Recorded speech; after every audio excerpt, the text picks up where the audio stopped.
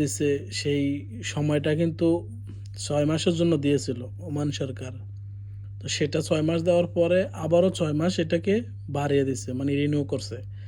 তো এখন last date হচ্ছে ডিসেম্বরের ৩১ তারিখ পর্যন্ত। ঠিক আছে, যদি আপনি ব্লক থাকেন বা আপনার কফিল আপনাকে যদি আগে ব্লক করে দেয়, সেটা আপনি ব্লক ছাড়া এবং কি আপনার আগের কফিল থেকে কোনো অনুমতি নেওয়া লাগবে না।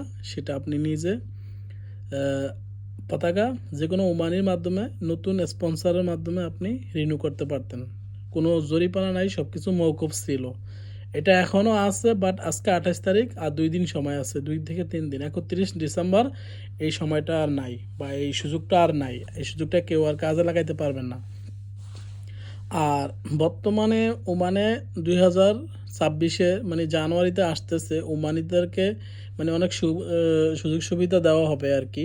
আগে যেমন একজন আমেল চাইলে সে, ঠিক আছে, ওমানির কোনো অনুমতি ছাড়া ভিসা লাগাইতে পারতো। কন্ট্রাক্ট শেষ, 2 বছরের ভিসার কন্ট্রাক্ট শেষ, সে চাইলে ওমানি অন্য কোনো স্পন্সরের মাধ্যমে সে ভিসা লাগাইতে পারতো। এবং কি এক্সপায়ার হয়ে গেলে যখন রেসিডেন্ট, তখন ওই ওমানির কোনো এনওসি বা কোনো অনুমতি লাগতো না।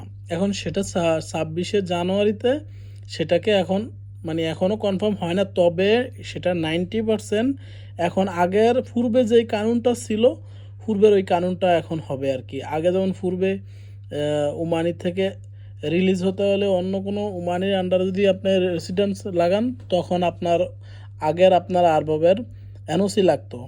সেটা 2-3 বছর বন্ধ ছিল, এখন আবার সেটা নাকি শুনতেছি আগের মতো, আগের কানুনটা আগের জায়গায় চলে যাবে। আপনি চাইলে আর অনুমতি ছাড়া আপনি ভিসা লাগাইতে পারবেন না।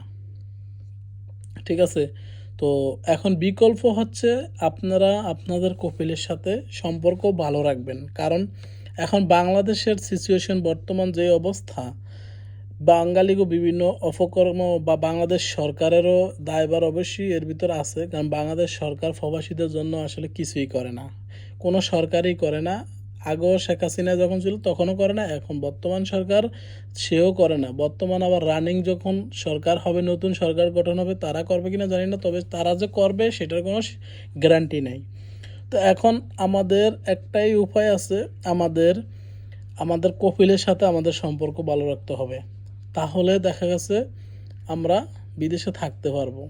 বা আপনার কপিলের সাথে যদি সম্পর্ক খারাপ হয়, তখন আর কিছু করার নাই। আপনাকে যদি কপিল একবার বলে যে ব্লক করে দিবে, বা আপনার না বলে আপনার অজান্তে আপনার পাসপোর্ট ব্লক করে দেয়, সেক্ষেত্রে আপনার কিছুই করার থাকবে না। কারণ আপনাকে